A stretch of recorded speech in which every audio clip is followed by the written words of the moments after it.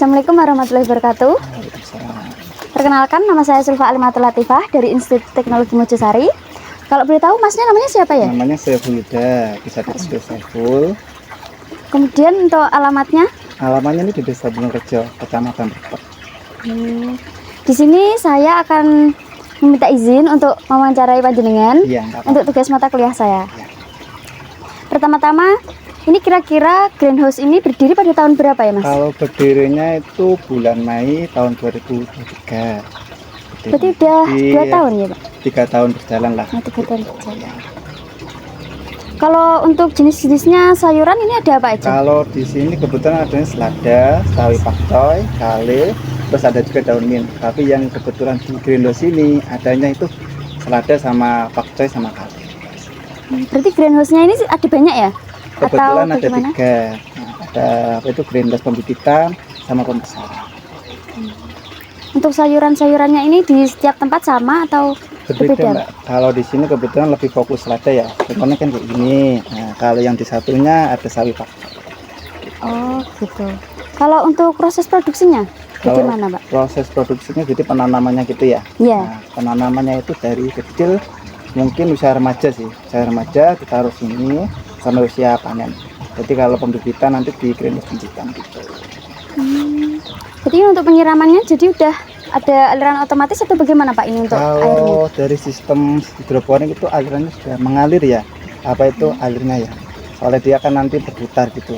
Kayak sistem apa itu akuarium. Jadi dia tandon naik ke etalase, terus kembali lagi ke tandon gitu. Jadi siklusnya gitu dia. Jadi nanti kira-kira kalau satu hari ini penjualannya bisa berapa kilo? Kalau di sini sih penjualannya per pack sih, Mbak ya. Nah, soalnya kebetulan di sini kan jualnya di supermarket. Nah, kalau di sini itu biasanya 2 hari 80 pak. Itu satu supermarket. Tapi di sini kebetulan dua, di Prima Swalayan sama Golden Kediri. Nah, ada juga di kadang-kadang itu apa itu burger diambil dari sini. Kalau untuk produksinya di sini, masnya ada teman atau bagaimana? Kalau dari segi penanaman, di sini kebetulan saya tanam sendiri. Tapi kalau dari segi marketing, saya sama teman saya. Nah, jadi penjualannya ada 2 orang. Untuk greenhouse seperti ini, apakah ada limbahnya? Kalau limbahnya mungkin itu ya, apa itu daun yang kering aja sih, Mbak. Tapi juga nggak banyak. Biasanya digunakan untuk apa? Kalau di sini sih alternatifnya limbah itu buat pakan ternak. Nah, jadi kayak ayam, bebek gitu. Motivasinya bisa mendirikan greenhouse seperti ini apa kira-kira, Mas? Kalau di sini sih mungkin itu ya, apa itu biar anak muda sekarang itu biar kembali lagi lah ke dunia pertanian. Soalnya sekarang kan dunia pertanian kan juga bagus ya. Nggak perlu apa itu, sekarang kan tinggal sebagai sistem hidroponik lebih gampang ya. Cara penanamannya, cara perawatannya gitu. Yang nggak lebih asik sih sekarang dunia pertanian sekarang gitu. Atas wawancara hari ini dan terima kasih atas ilmu yang masnya berikan kepada saya. Saya di sini pamit undur diri. Ya, sama-sama, mungkin ilmunya bisa bermanfaat buat anak muda sekarang ya. Wassalamualaikum warahmatullahi wabarakatuh. Nah, ini adalah area pembibitan di greenhouse. Di tempat inilah semua proses awal budidaya sayuran dimulai. Biasanya sebelum bibit ditanam, benih akan dipilih terlebih dahulu. Hanya yang bagus dan sehat yang digunakan supaya hasilnya nanti juga maksimal. Benih yang sudah disiapkan akan ditanam di media tanam seperti rock wool. Rock wool ini dipilih karena bisa menyerap air dengan baik dan menjaga kelembapan supaya bibit cepat tumbuh. Di sini bisa dilihat setiap lubang kecil di tray berisi 1 benih. Setelah ditanam, biasanya bibit akan ditutup sedikit supaya tetap lembab. Nah, area ini juga dijaga suhu dan pencahayaannya karena bibit tidak boleh terlalu panas atau terlalu lembab. Proses penyiraman dilakukan secara rutin, tapi harus hati-hati supaya tidak merusak bibit yang masih kecil.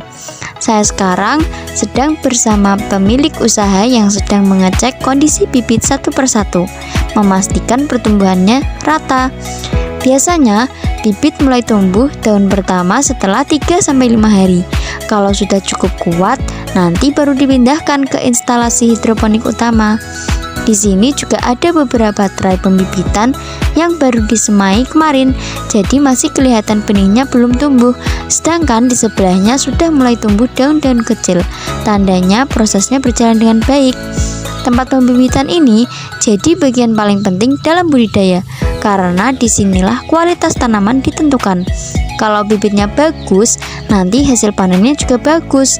Jadi inilah suasana di bagian pembibitan greenhouse, tempat awal kehidupan tanaman dimulai. Nah, sekarang kita masuk ke tahap pemindahan bibit ke tray. Di tahap ini, bibit yang sudah disemai akan dipindahkan satu persatu ke tray agar bisa tumbuh lebih kuat dan rapi. Media yang digunakan di tray ini sudah dipersiapkan sebelumnya, jadi tinggal menyesuaikan lubang tanamannya saja. Proses ini penting banget karena dari sini pertumbuhan bibit mulai lebih cepat dan siap untuk masuk ke sistem hidroponik utama. Biasanya setelah dipindahkan, bibit akan dibiarkan beradaptasi dulu selama beberapa hari sebelum tahap selanjutnya. Nah, kalau kamu lihat di sini, semua tray sudah mulai terisi penuh dengan bibit yang siap tumbuh. Inilah salah satu tahap paling penting sebelum tanaman benar-benar masuk ke masa pertumbuhan. Kemudian ini adalah greenhouse yang tanamannya sudah hampir siap panen. Di sini bisa kelihatan daunnya sudah mulai lebat dan warnanya hijau segar. Perawatan di tahap ini cukup penting karena tinggal beberapa hari lagi sebelum panen dilakukan. Setiap tanaman dicek satu persatu, mulai dari kelembapan media tanam sampai nutrisi larutan yang digunakan. Biasanya kalau sudah seperti ini, hanya tinggal menjaga supaya tidak ada serangga hama dan memastikan air tetap stabil. Greenhouse ini termasuk yang paling produktif. Hasilnya bisa dipanen hampir bersamaan. Proses seperti ini menunjukkan kalau perawatan dari awal sampai akhir benar-benar dijaga dengan baik. Jadi sebentar lagi sayuran di sini siap dipanen dan dijual ke konsumen.